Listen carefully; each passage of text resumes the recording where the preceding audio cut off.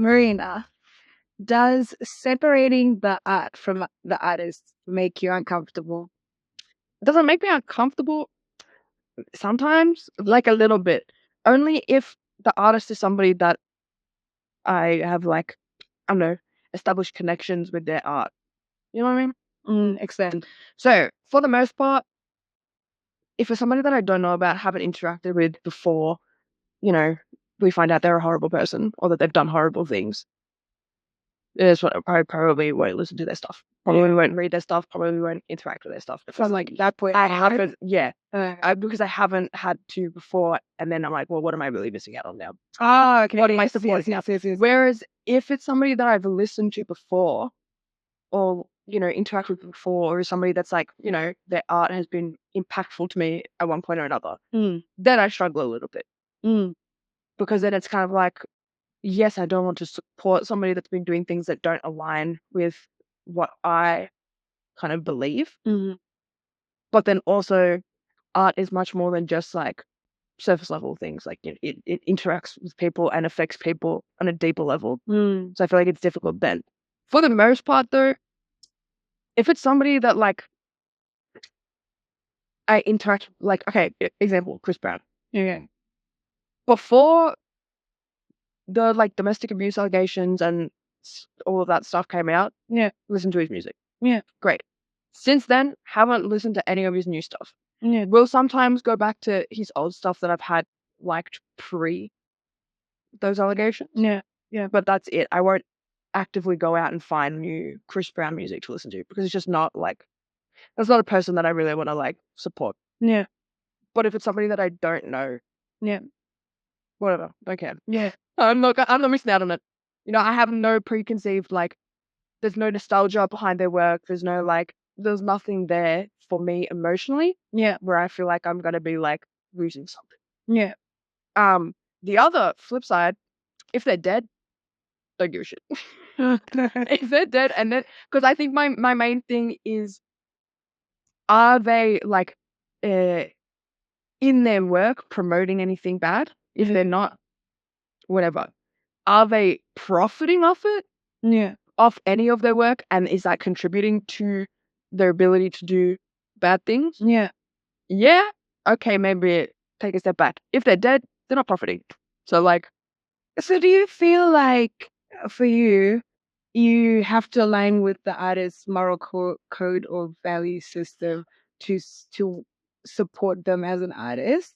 I feel like it depending on what it is. Okay. You know what I mean? If they're in a position where they use their power and their money and their influence from art, allows them to then go and support things that I don't support, then I would feel a bit like I'm inadvertently giving myself. You know what I mean? Like, I'm inadvertently giving money to somebody that's giving it somewhere that I wouldn't put it. So why am I doing that? Okay. But again, I feel like it's on a base to base like thing. It depends what they're doing. Like, if you're beating people up, if you're beating women up, if you're a domestic abuser and like a rapist and a child predator, why am I going to give you money? That feels kind of weird. Do you feel like engaging with their art is giving them money? It literally is. But is it like transformative money? Do you ever think about the quantity of the money, or are you just thinking about like your contribution? I'm thinking about my contribution. No matter what the contribution is. 5 cents, I don't care. Okay. Like, I care, like, obviously, as I've said, if it's old stuff that I've already listened to and I've got a connection to, then I'm like a bit more hesitant. So I don't care that much. But I'm not going to go out and listen to like 4 albums. And like, bring it back. But then if they're dead, like Michael Jackson, dead. No, free game. Don't mind. I'm like, hey man. And like, dead, and also court cases inconclusive. Allegations arrive after death. What am I going to Attachment already made. Attachment been made. Finished. Attachment is strong. Thicket. And it was spiritual. It was deep. So it's like that sort of stuff where I'm like, but I think it also it comes down to who you are as a person. What your thoughts on it are. If somebody else loves Chris Brown and they're gonna listen to his music because he, like, I don't know, saved them when they were a kid, when they were in like a sad time, and he's brought them out of that, I'm not gonna turn around and be like, you shouldn't support him. Who am I? Yeah. Who am I? Who am I? Because like I feel like we get into this binary of like people are either good or evil, and that's it. They either do bad things or good things. Where let's be realistic, most people do both. I could not tell you one person who is like great and they've never done any bad thing ever in their life. And what is a good thing and a bad thing? It's different for everyone. If you base it on the law changes. You know? It's different between countries. Moral codes, it's different between cultures. Like, yeah. I feel like at the end of the day, you base it on your thoughts, on your own morality and your own like moral compass. Yeah. And you go from there. If you're still going to listen to Chris Brown, go ahead and listen to Chris Brown. If you like, you know, I don't know, racist Mike's music. I don't know racist. I don't. I couldn't think of a like. If you like his music and you're like the like I don't know 50 cents goes to him every time you like listen to a song, that's you. That's you in your life. Yeah. I feel like we're. What about the people that you spend time with? Like, would you care that your close friends, for example, would you care that I consistently support Chris Brown? I would be concerned. I don't. I just want to say it. I'd be confused, but also like, but would I end a friendship over it? Yeah. No. Okay. Oh, you can do what you want. At the end of the day, it would alter my perception of you a little bit. Yeah. And I'd be like, oh, that's who Ellison is. I didn't know that. Okay. But I wouldn't like turn around and be like, hey, you don't believe the same stuff as me? You gotta go. You don't. Yeah. You know what I mean? Yeah. I feel like it's you can't for art specifically. It's so subjective and so meaningful in ways that kind of like transcend a lot of experiences and things like that. Where like I can't turn around and be like, don't ever support this person ever. Because everybody with different views, everybody has different connections to different things. But then I think about people who experience art and don't let art experience them. When you're going as an outsider into the art versus when it is touching a part of you, and like you are resonating with the frame of mind that artist was in when they did that, because you're being there. Yeah. Do you know what I mean? Yeah. I find that when people look at art like as outsiders looking in, it's very easy to be more binary. Yeah. But if you don't understand how that art has connected with somebody else, and that people experience art differently based off of their, I guess, the environment that has shaped them and the experiences that has shaped them, then just because you experience something in a binary way doesn't mean that that's the somebody else has. Yeah. I feel like it's a very like narrow like perspective to be like, oh, well, I didn't like that, so obviously nobody else liked. Yeah. Like it could be the worst song in the world. Somebody's gonna feel something about it. You know, when Doja Cat's Moo came out, it spoke to my soul. What a song! I am a cow, actually. But like, yeah, it's just I feel like would I watch would I watch a Woody Allen film? Probably not, unless I'm like pirating it, which I don't. Who Woody Allen is that? Let me. I don't. Woody Allen. He was married to somebody, and they adopted a. No, she adopted a child, or they adopted one together, and then he started dating that child. When she was of age, but wow. The couple separated after Allen began a relationship in 1991 with Mia and Andre Previns, so her previous partner's 21-year-old adopted daughter Sun Yi. So he would have known it for 10 years at that point. He would have known it when she was 11, and they started a relationship when she was 21, and then they got married, and they have two adopted daughters. And then his ex-partner, Mia Farrow, then accused Allen of sexually abusing their adopted daughter, but I don't think they like the custody trial or anything became like credible. But like things like that where I'm like, I never watched anything of his before, so I don't have any sort of personal connection to him. Crazy, right? But yeah, so I've never watched his art, like his films before. I don't have any personal connection to him. I don't know him outside of that. And you're not gonna start now. Yeah, you're not gonna read that. because my first knowledge of him, my first interaction with him was that, and I was like, that's kind of crazy. Yeah. So even though a lot of his work is considered like really seminal pieces in film, like they're very like groundbreaking, whatever, they've built, like they're referenced continuously now. Yeah. I don't know if I'd go out of my way to watch it because all I could think about is that 11-year-old girl that he knew. You know what I mean? Unless you were like now going into film. Yeah, and then that's like, okay, research historical lens, like that's different. yeah. And then also, sorry, I'm going very long, but I feel like the other thing is that in some art, film, music, TV, there's one person who's a horrible person, we say it, who's done horrible things. There's 30 other people in the cast that will still profit from that film who haven't done horrible things. You know what I mean? So there's that aspect too, where you're like, okay, I don't want to give money to this person, but this person does this and this, and they're nice. And so by me boycotting this film and not watching it, I'm also denying them an opportunity. And I think it's very redundant of not redundant. It's very like kind of shallow of people to be like, oh well, they would have to know that if they were working with them. They're co-workers. I don't know shit about my co-workers. You know what I mean? I don't know actually their beliefs. So it's very reasonable to me that they might not know. Or they might have found out while they were doing it and being like, well, I'm gonna get my cash. Because let's be realistic, a lot of artists don't want money. You know, I got responsibilities. Like sometimes it's out of necessity. This is another discussion that we need to have. This will be another one. No, we need to write it down. What is it? It's like morals or your value system versus cash. Survival. Yeah. Because it's cash as a means of survival. In this economy? In this world system, in capitalism, in literally society. Like literally, like it's are you selling your values? Yeah, yourself. That's what people mean. Yeah, when they say you're selling yourself, it's like the core values that run you. Are you swaying them more than you would like to? Because what other choice do you have? Sure. Anyway, so in summary, you do what you want. I'll do what I want. Gucci.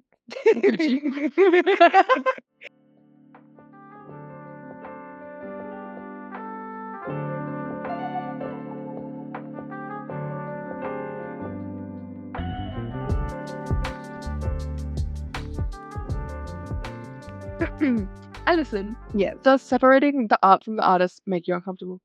No, I don't think it doesn't make me uncomfortable because to each their own, man. To each their own. Like for me personally, I think I'm able, like the way that I experience art is on that dimension where I am experiencing or resonating with an experience that the artist is sharing.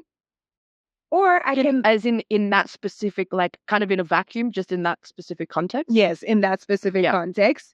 Or I am experiencing the artist for their skill and their skill set as an artist, because it does take refinement and it does take discipline and consistency and commitment to the art and your storytelling and yourself to get to a place where you're gaining even local, let alone national, let alone international recognition. Yeah.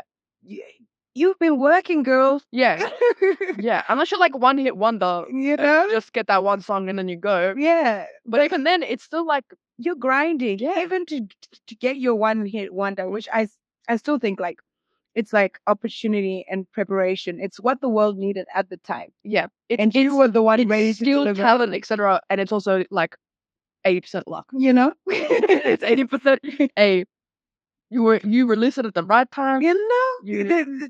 And the people just happened to that day, the right people were on the internet. Yeah, the right people were on the radio putting the song in. You know? Yeah. But for example, with Chris Brown. I like how he's our first. He's just the person I think of. I mean, yeah. For example, with Chris Brown, I never really engaged with Chris Brown growing up. I would see him on the TV, similar to like Michael Jackson, like when their hits come on. Yeah. You gotta remember. You saw those videos? Vox TV is what I grew up on. Video. I saw that stuff, like, and it was in like very specific scenarios and very specific settings that I saw the stuff. It wasn't like stuff accessible to me. And then the art has stuck with you since then. Like you could still imagine that TV. Yeah. Yep. Yeah. But I didn't resonate with Chris Brown or anything like that. But I do remember, like, through one of my relationships, one of my previous partners really listened to Chris Brown. And I remember that this was after all the allegations and everything. So because I hadn't experienced him and these allegations came out, I was like, well, I don't really have to fuck with him. Yeah. And I won't be fucking with him. I won't be finding out anymore. Yeah. Even if because you found out what you need to know. And I'm good. I found out that stuff first and I was like, all right, I'm good. Different if you find it the other way around. But then the thing is, like, through the relationship, I didn't have any resentment. Like, I would question, like, why they would listen to Chris Brown and what their attachment was. And obviously, there was some of that storytelling and that connection that they had from a young age. Yeah. And also from, like, I think a lens of, like, optics and wanting to be perceived a certain way. But I think that after that relationship, I actually did start to watch Chris Brown. Not search his videos, but when his videos came up or he had performances, like I know the South African performance that he had recently, I'll go watch it. Yeah, you bet. And I'll go, this man is like out here in the sky. Like, he's talented. I didn't know about it. The man is talented. He's very, yeah.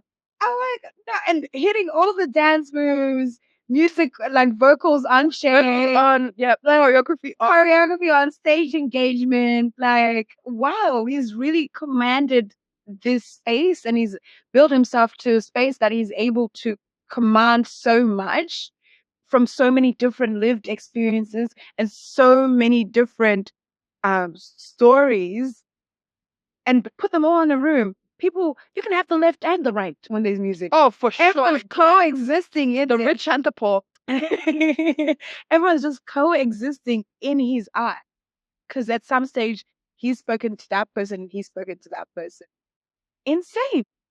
I think that that's insane. So there's times where I'm like, it's difficult to be like, I'm not in support of him as a person and like, in terms of like how the way that he has viewed women and has, because he's been in a position of power and influence, he's been able to influence maybe it's not so great behaviors from other men who think that this is, how women are treated.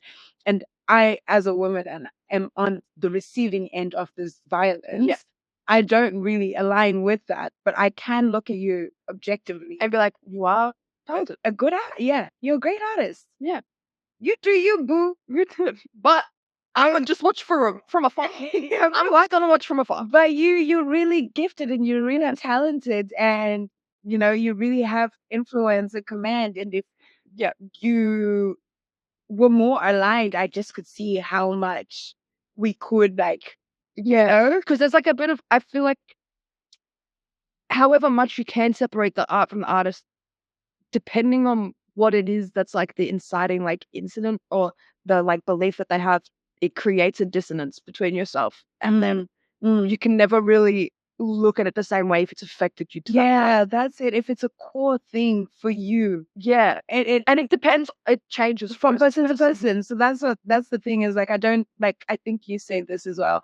I don't expect everyone to think laterally when we're talking about like separating the art from the artist. I expect everyone's experience to be different, but that's with most things, really. Yeah. Do you know what I mean? I don't think there's ever a right position and a wrong position in anything. Yeah. And this is another example of like, there's no right or wrong, but one that's right or wrong for you. And that's true to yourself and your experience. And where you can also objectively say, yes, I am a diehard fan, but I also acknowledge the wrong that X person has done. Just because you're a fan of someone doesn't relieve them of, I guess, the collective responsibility that they have. Yeah. You can be a fan of their art and not necessarily like them as a person. Yeah. And or relate to them as a person either. Relate to the literally. Yeah. But that then goes to show you that like the way that we interact with art is also different, because there's art when we're in the art, and there's art where there's a divide between us and the art. Interesting. Interesting. But that's literally all. That's all I gotta say on that. Nothing more. And if I was a big Chris Brown fan and I was going to his concert, would you think of me differently? Let me think. You know what? I wouldn't have to understand. I feel like I know you at a value system level and a moral level to understand that your decisions are your decisions. Are your decisions, but they're not like, because you're going there doesn't mean that you're just going there because you support him for being, violent and everything like that. I know that you're against violence. So there's something else that he speaks to you. Yeah. That you want to go there. So I would I feel like I trust you and your values and your morals to know that you're not just going there. I wouldn't go, you're going to watch him. So you like being abused? But even you are an abuser. You like? That's what it is. It's not a direct correlation. I wouldn't run the direct correlation. Would you be like, oh, okay. I might maybe ask. Yeah. Like, oh, when did you get into Chris Brown? Like, what, just to like gather some more information that I might not have known about you, to be like, oh, cool, I just learned this about you. But would I disqualify you from being my friend? Would I just get out? Get out. Also, I just thought of another thing. This is very off topic. I also don't like if an artist does something bad, the calls to boycott them and remove them from things. Because I feel like once you start doing that and just erasing it from existence, that's when you're not you're not learning. You're not completing the circle. Yeah, you're like, oh, we're just gonna wipe. We go all the way here, and then we go. I don't like that either. Like, if somebody's gonna if they're out there already, then we might as well just add a caveat to their thing, being like, hey, by the way, go do don't just oh, let's remove all of R. Kelly's stuff from the internet and pretend like he never existed. Because then we don't learn. But I also find that the suppression of the truth is the easiest way to change the narrative. Mm-hmm. So I think that it's deliberate. Oh, for sure. I don't think, and it's for some people the easiest. I don't think it's up to the person who actually engages with the information. It's beyond them, because they're engaging with what they've been given. Yeah, and what's accessible to them. Which is nice and goes back to AI again. Does it? Yeah, a little bit, because who's in charge of the information? Excuse me, whoever's in charge of the information. I would like some more. I would like some different. All of it. Release it. Release it. But yeah. Anyway, anything else to add? I forget her name, but I ain't never been with a baddie. Do you remember on TikTok? I ain't never been with a baddie. The English one, yeah. Yeah. I ain't never. Hey. You know, but I don't remember what. I never been with a baddie. Own Brand? That's the song, isn't it? It was Drea Mac. Yeah. Drea Mac. All right. I remember Drea Mac, Up and Rising, queer black artists. I ain't never been with a baddie hit song. All over the TikToks. Everywhere. When I was engaged, now I don't know, but I did see her post something recently. I said, "You out of hiding?" Anyway, it comes out that she's very abusive, especially towards her partners. Their voice recordings, her screaming, being super controlling, super abusive, but also at the same time playing the role of the victim. Yeah. So victimizing. Yeah, kind of like gaslighting and I've never seen it like this. She was literally yelling, "You're so fucking useless, you make me," and then crying. I was like, "Whoa, girl, you need to be by yourself." I don't know what you need. And I think it was really quite confronting, because when that was released, but the perception of who we had, the perception we had painted of who Drea Mac is, who's this from her social media, music, super sad, super confident, ripped. Yeah. Because this new information, complete opposite of what you're giving us. Right? And instead of coming out and accepting responsibility at the time, she just sort of said, like, I don't think it was fair that this stuff was released about me. But she didn't really comment, and then she deleted everything. Deleted it at TikTok, deleted everything, just wiped everything and waited years. And this year and the end of last year, I saw a comeback. And like nothing has happened. Like nothing has happened. And people forget. Yeah. I don't know how that links to. No, I get that. Well, how does it link? You tell me. It just does.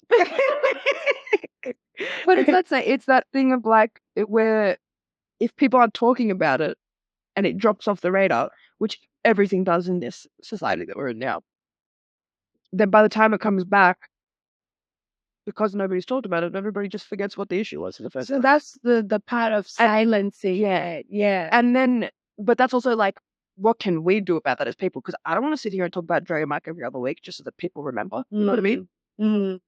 But it's like, yeah, once people, and then now there's also that risk of like, not the risk, but there's the chance that you'll get new fans who would never have interacted with it. Exactly. And never heard about that. Yes. And by the time they hear about it, they're like, oh, well, I've already, like, I'm invested now. And you know what? Oh, well. What's that to say about separation between art and artists, though? Something. How much are we actually in control of separating art and artists?